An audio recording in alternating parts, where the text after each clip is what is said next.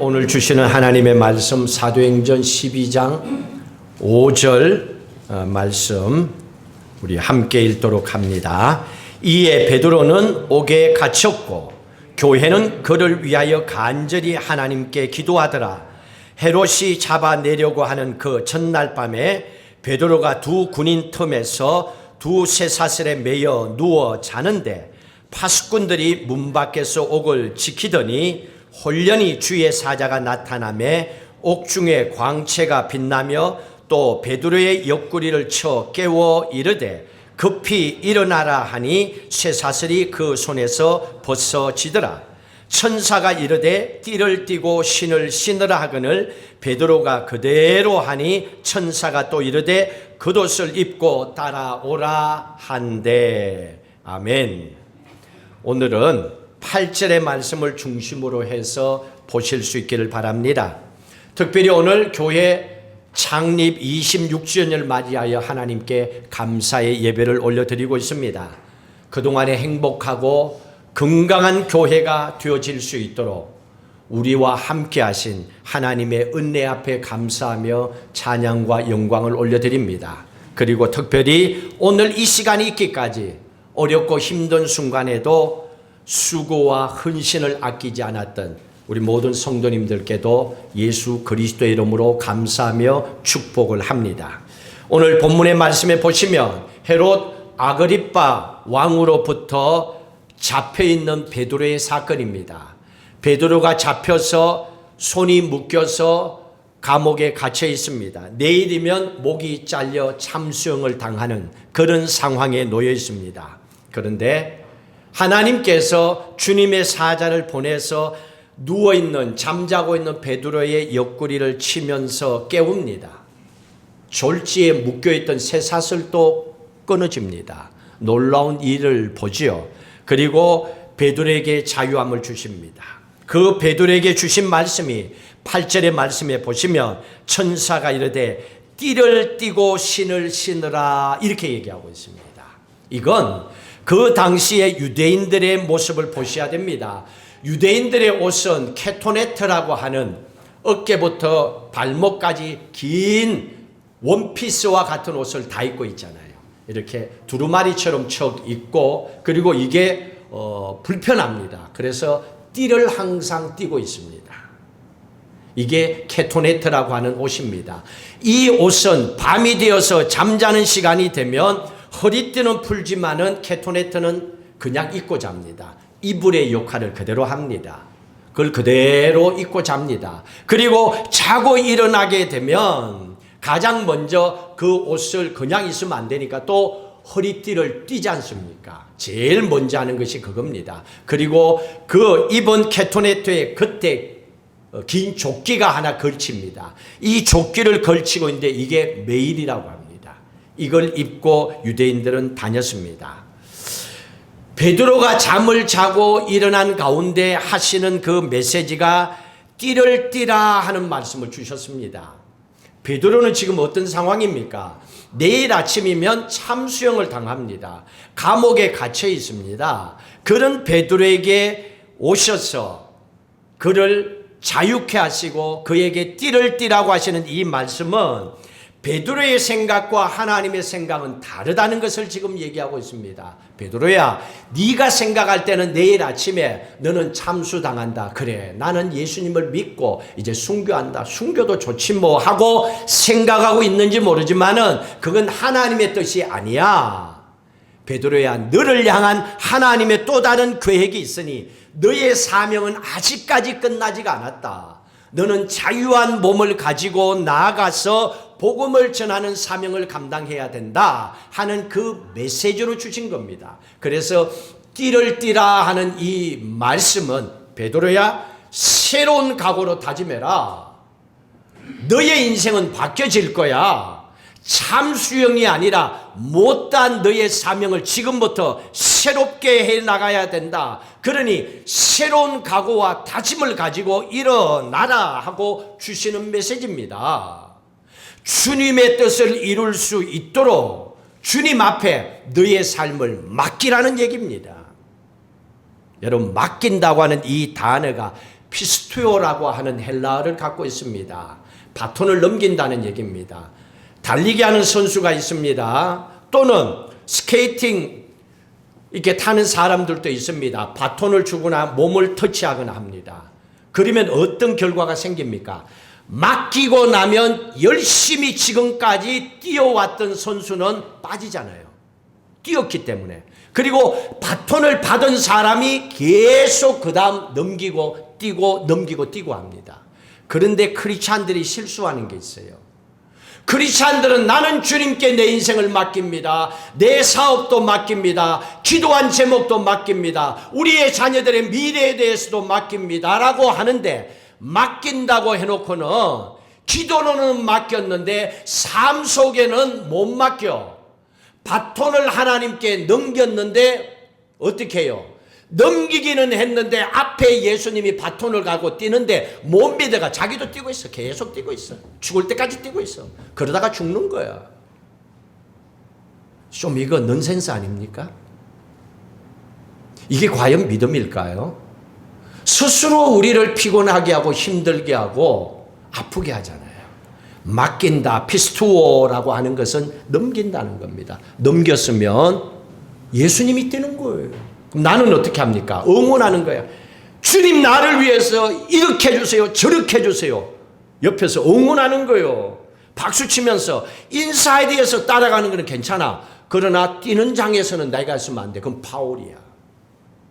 반칙이야. 여러분 반칙하는 크리스찬 되지 마세요. 오늘 베드로에게 너 단단히 각오해라. 하나님의 뜻이 이루어지는 그때까지 너의 삶을 온전히 주님께 맡기라.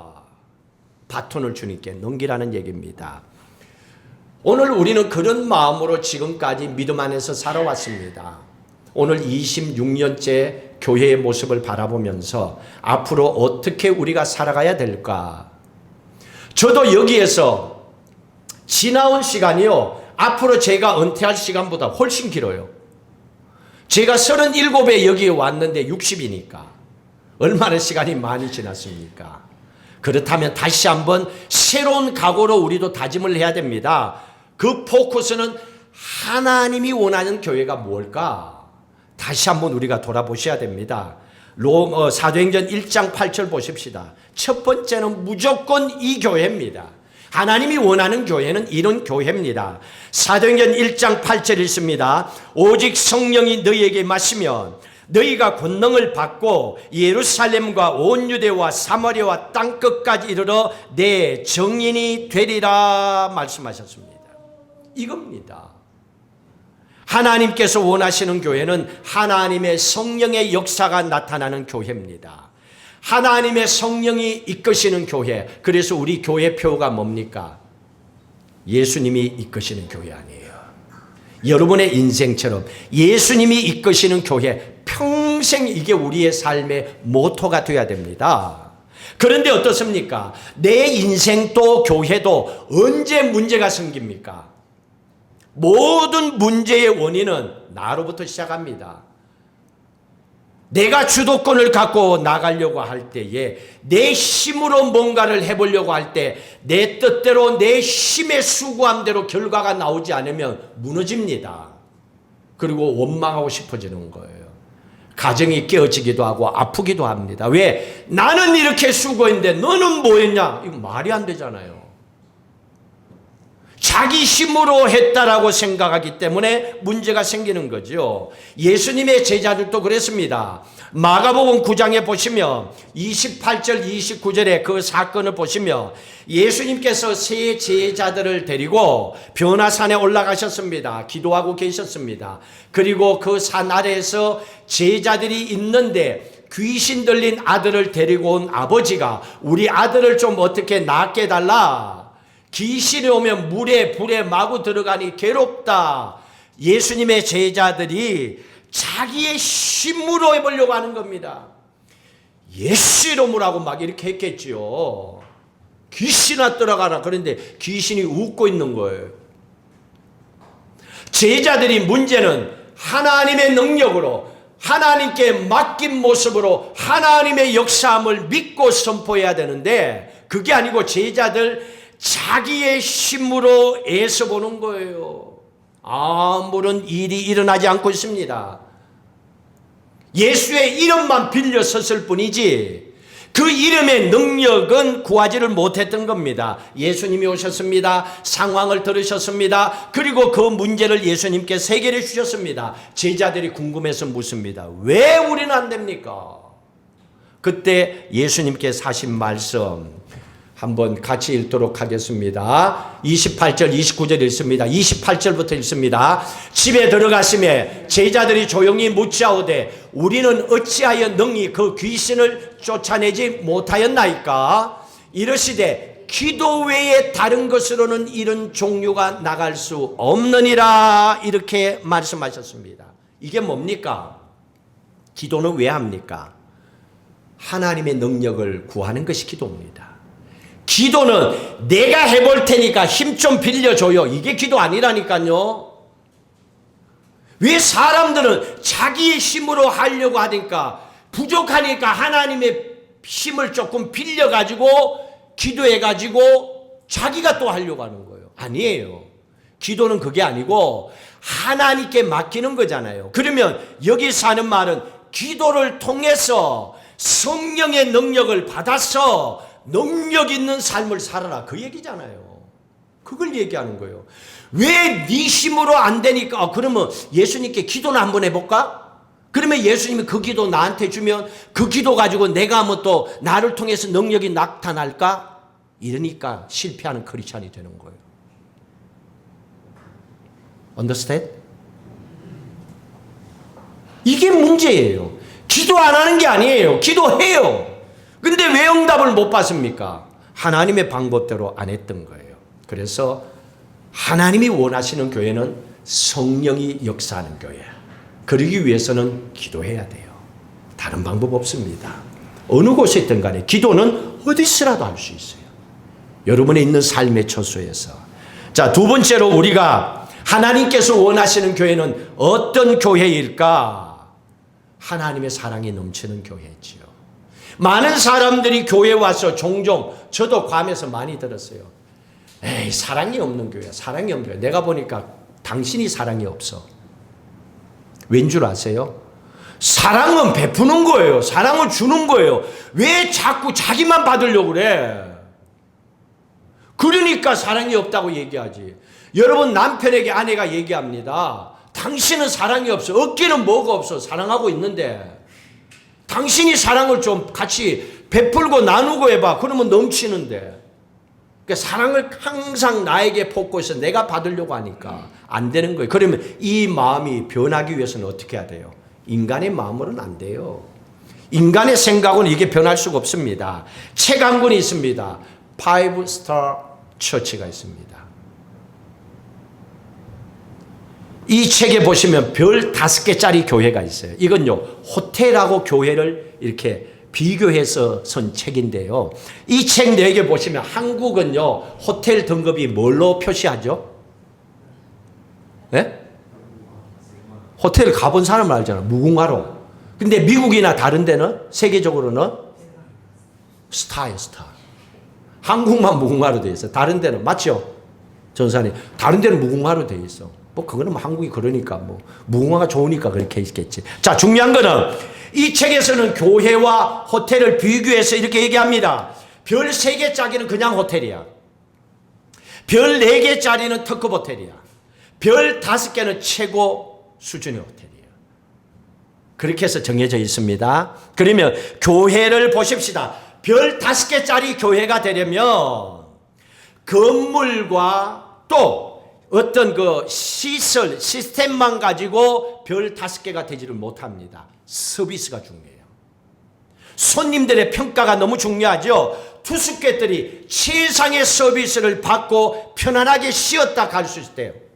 타면 별 5개짜리 올라갈 수 있어요. 근데 화장실도 불편하고 세면실도 불편하고 엘리베이터도 불편하고 냄새나고 서비스하는 직원들도 참 다 꽝이야, 꽝. 건물만 번지르해.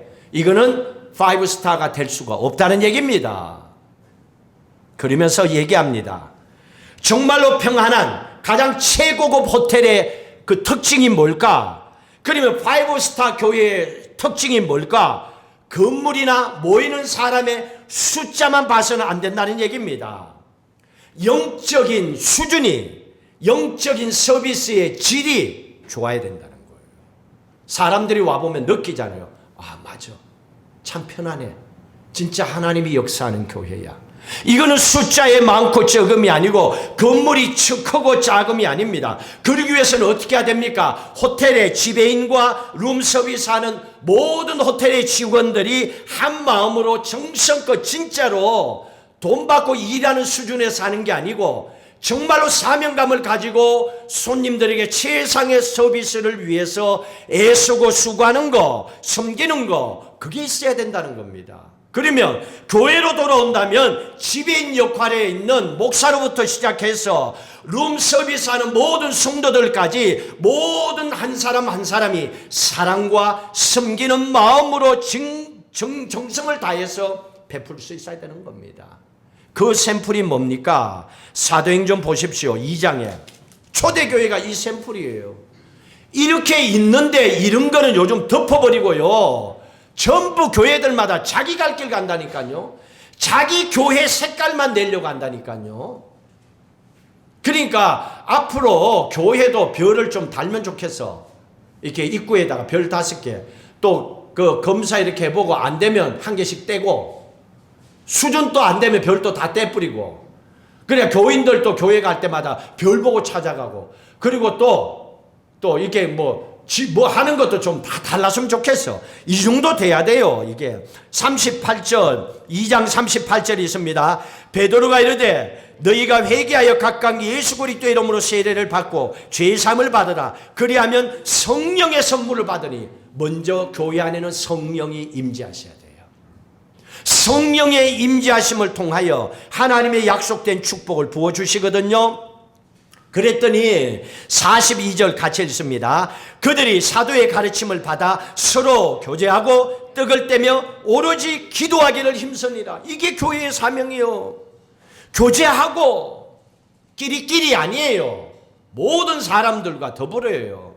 근데 사람들이 이걸 못해. 근데 여기는요, 그냥 원래 나는 타고난 게 그래. 아니에요. 타고난 게 그렇다 하더라도 하는 거 있잖아요. 그냥 하고 싶어 하는 게 아니고, 직장에서도 꼴 보기 싫어도 하이 하고 들어가잖아요. 하라는 거예요.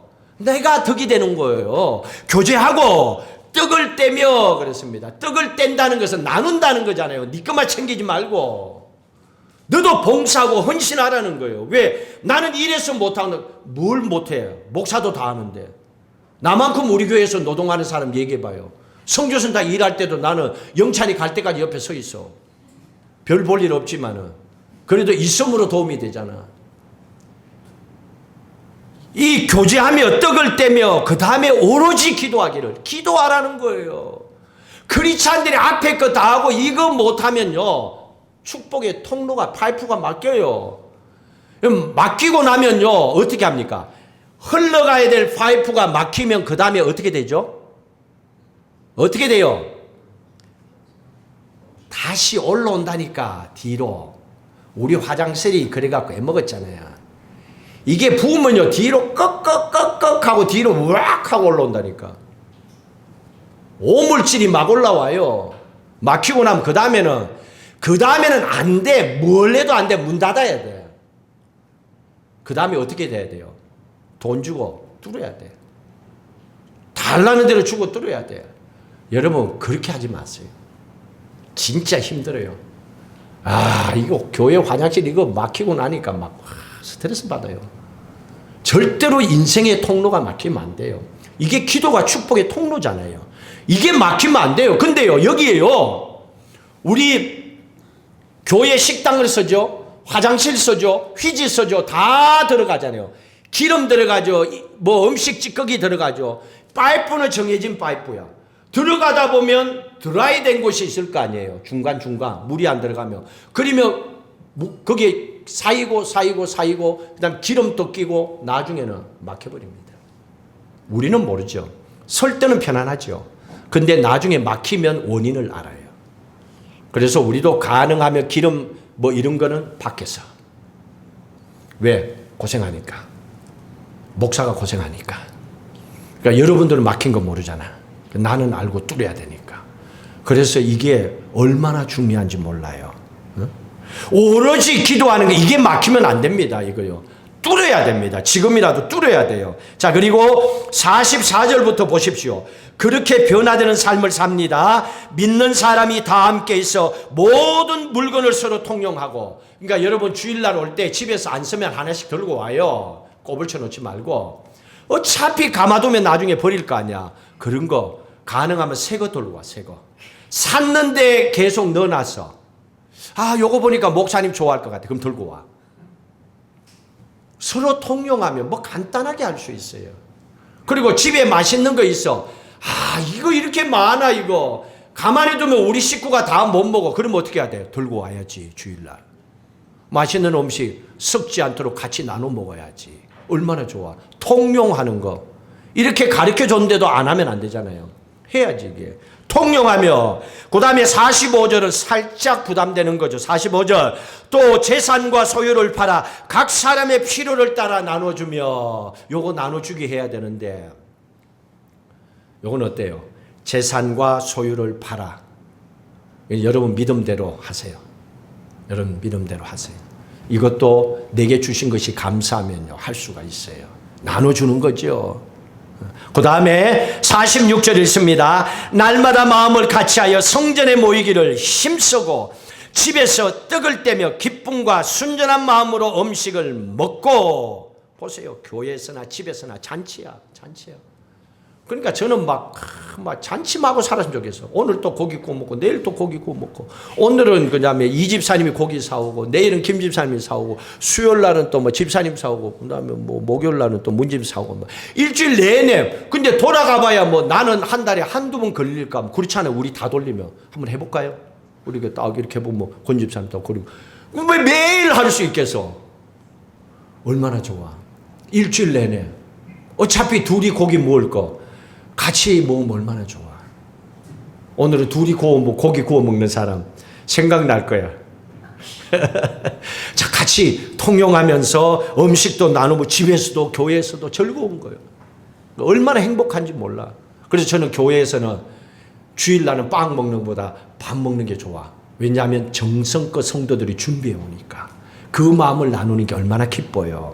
자, 그랬더니 47절에 구원받는 사람들을 날마다 더하게 하더라. 이 사랑의 소문이 막 퍼지니까, 야, 진짜 좋은 교회가 저 넓푸른 교회야, 이러면서 사람들이 모이기 시작한다는 거예요. 이걸 얘기하고 있습니다. 하나님은 그 교회를 얘기합니다. 한 가지 더, 하나님께서 원하시는 교회는요, 세상에 영향력을 주는 교회가 돼야 돼요. 세상에 필요한 교회가 돼요. 아휴, 저 교회는 없어졌으면 좋겠어. 서울에 그런 교회 한 교회 있잖아요. 아우, 500억을 더 줘. 500억을 더 줘. 500억을 더 줘야 내가 이걸 줘. 그런데 모르니까 다행이네. 그런 교회가 있어요. 그러니까 결국은 모두가 포기하고 그냥 그 옆에 땅으로 교회 짓는데 땡전 한번 못 받아. 이제 정말로 하나님이 원하시는 교회가 뭘까? 세상에 정말로 저 교회는 필요해. 좋은 교회야. 여러분, 인도의 정신적인 리더였던 간디가 있잖아요. 간디는요, 예수님을 참 많이 사랑하고 마음으로 섬겼던 사람입니다. 기록에 보면. 근데 기독교인은 아닙니다, 이 사람은. 근데 많은 사람들이 물었습니다. 왜 당신은 예수님은 그렇게 사랑하고 마음에 참 숭배하고 그러면서도 왜 교회는 안 나갑니까? 왜 예수는 안 믿습니까? 물었더니 간디가 이렇게 얘기했습니다. 나는 교회는 좋은데 나는 예수님은 좋은데 교회는 싫습니다. 이렇게 얘기했습니다. 교회가 오늘 귀담아 들어야 돼요. 세상 사람들이 얘기합니다. 나는 교회 안 나가는데 예수님은 좋아요. 근데 교회는 싫어요. 교회는 싫어요. 이런 사건이 있었습니다.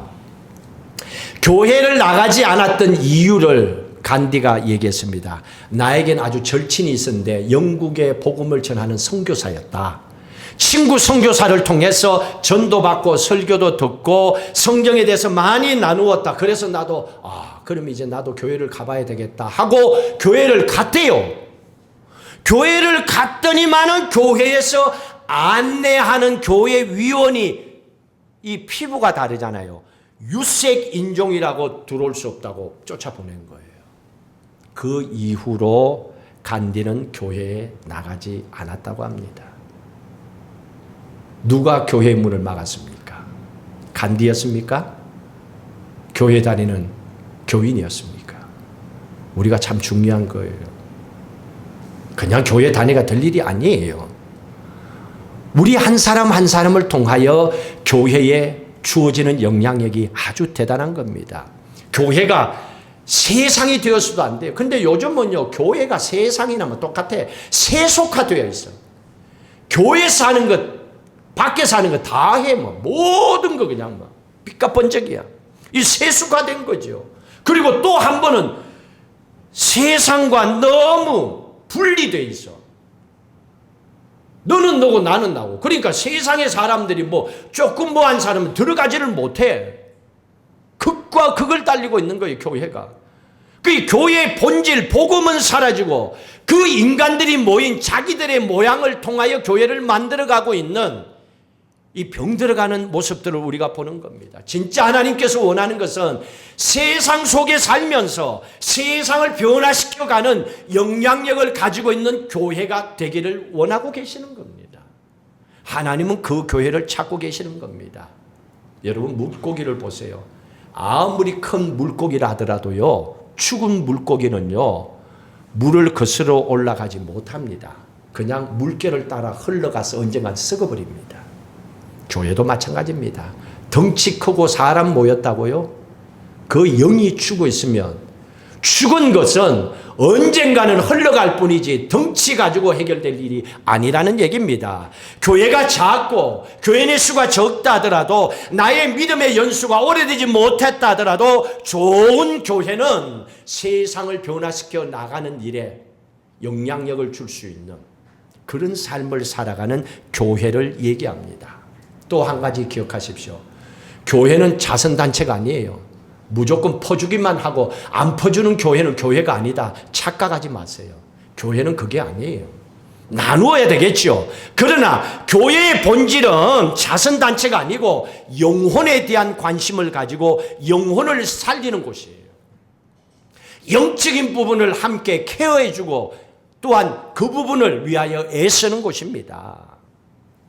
그러기 위해서 교회는요, 세상을 향하여서 복음으로 한 사람 한 사람이 변화되는 삶을 살아야 돼요. 교회 안에서 한 사람 한 사람이 변화될 때 변화된 그 사람을 통하여서 가정이, 직장이, 세상이 변화되어 가는 거예요. 이게 세상을 향하여 영향력을 입히는 사람이에요. 그러니 교회 안에서만 자례가 될 일이 아니에요. 교회 안에서 은혜를 받았으면 은혜 받은 모습으로 가정에서도 직장에서도 세상 가운데서도 펄펄 넘치는 기쁜 모습으로 살아가야 되는 겁니다. 하나님은 그걸 우리에게 얘기해 주고 있습니다. 저희들 오늘 교회 26주년의 창립의 감사 예배를 올려드리고 있습니다. 하나님이 원하시는 교회는 하나님의 성령이 역사하는 교회지요. 그리고 하나님의 사랑이 넘쳐서 서로 사랑하고 섬기는 교회입니다. 그리고 세상에 영향력을 줄 수 있는 아름다운 교회가 되어야 됩니다. 이 일을 위해서 우리도 열심을 다해서 기도하고 섬기고 예배하고 믿음으로 살아갈 수 있어야 됩니다. 이 믿음으로 하나님 앞에 귀하게 쓰임받는 성도님들 되시기를 주의 이름으로 축복합니다. 오늘 이 감사하는 마음으로 우리도 이런 교회가 되게 해주십시오. 하나님 앞에 찬양 올려 드리겠습니다.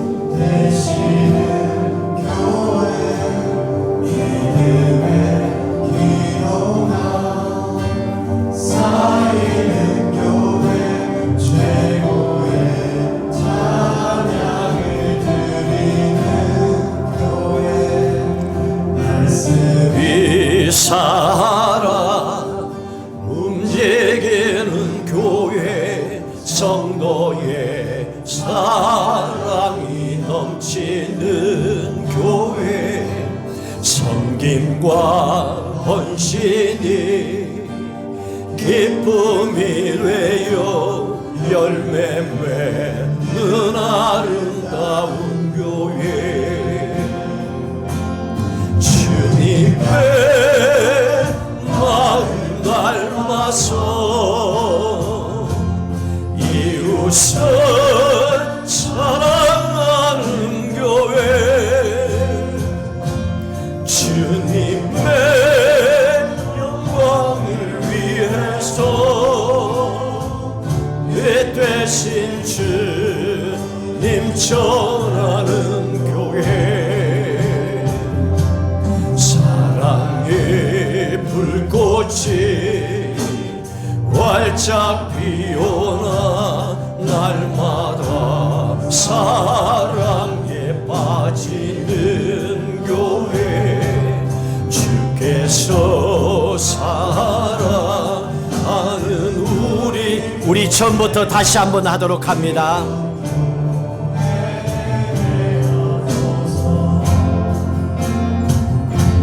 진정한 예배가 숨쉬는 교회, 주님이 주인 되시는 교회, 믿음의 기도가 쌓이는 교회, 최고의 찬양을 드리는 교회, 말씀이 살아 움직이는 교회, 성도의 사랑이 넘치는 교회, 섬김과 헌신이 기쁨이 되어 열매 맺는 아름다운 교회,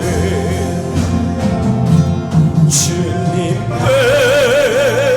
마음 닮아서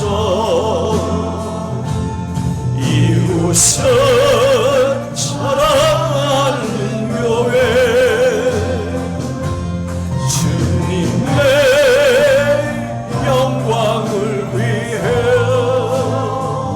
이 되신 주님 전하는 교회, 사랑의 불꽃이 활짝 피어나 날마다 사랑에 빠지는 교회, 주께서 사랑하는 우리 교회가 이른 교회, 주님의 마음 닮아서 주님의 마음 닮아서 이웃을 사랑하는 교회, 주님의 영광을 위해서 내 되신 주님 전하는 교회, 사랑의 불꽃이 활짝 피어나 날마다 사랑에 빠지는 교회, 주께서 사랑하는 우리 교회가 이른 교회 되게 하소서. 우리 함께 기도하도록 하십시다. 하나님, 이런 교회 되게 하여 주옵소서.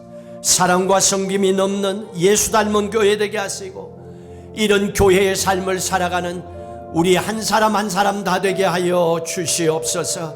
세상에 꼭 필요한 교회로 살아가게 하옵소서. 함께 결단하고 기도하시겠습니다.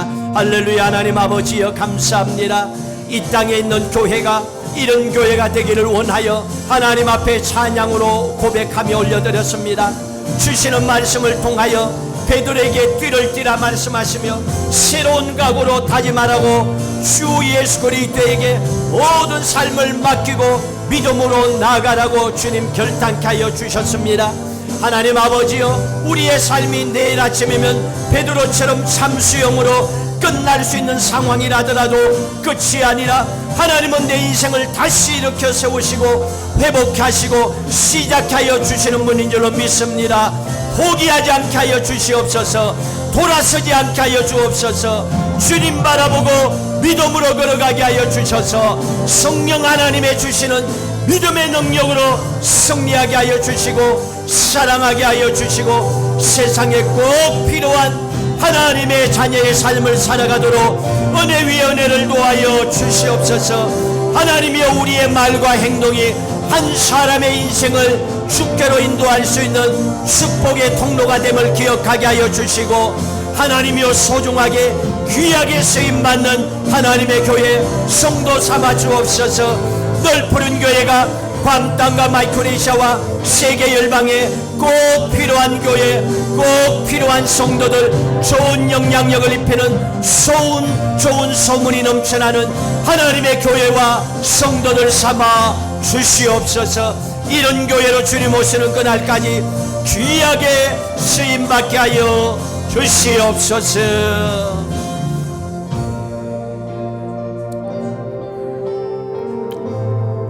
이 땅에 많은 교회가 있습니다.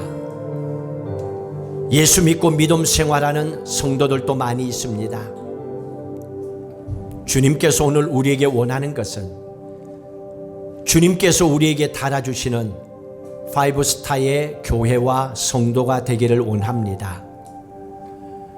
하나님 주어진 일도 감당하고 섬기고 사랑하고, 또한 말씀을 쫓아 세상에 아름다운 소문을 전할 수 있는 믿음의 사람들이 되기를 원합니다.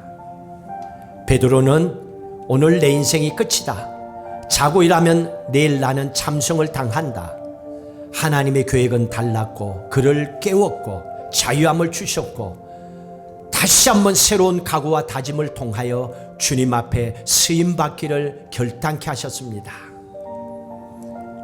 이제는 내가 아니라 하나님이 주인 되는 믿음의 삶을 살아갈 수 있도록 주님, 우리에게 더 큰 믿음과 은혜를 도하여 주옵소서. 우리의 삶과 또한 우리의 일터와 사업과 우리의 자녀들의 미래와 우리의 남은 인생 모두를 주님 앞에 맡깁니다. 이제는 주님께서 일을 이루어 나가시고 우리는 주님을 믿고 기도하게 하시고 열심을 다하여 주님을 사랑하며 섬김으로 살아가게 하셔서 놀라우신 큰 축복이 우리의 삶에 넘치도록 나타나게 하옵소서. 넓은 교회, 지난 26년을 하나님 사랑하시고 오늘까지 지켜주셨습니다. 주님 오시는 그날까지 믿음 안에 귀하게 쓰임받는 하나님의 교회 되게 하여 주시옵소서. 이제는 우리 주 예수 그리스도의 은혜와 하나님 아버지의 무한하신 사랑하심과 성령님의 인도 교통 충만하심이 오늘도 이런 교회가 되고 이런 크리스찬이 되기를 마음으로 결단하고 헌신하는 모든 성도들 위해, 또 넓은 교회의 미래 위에 영원히 함께 하시기를 간절히 축원하옵나이다. 아멘.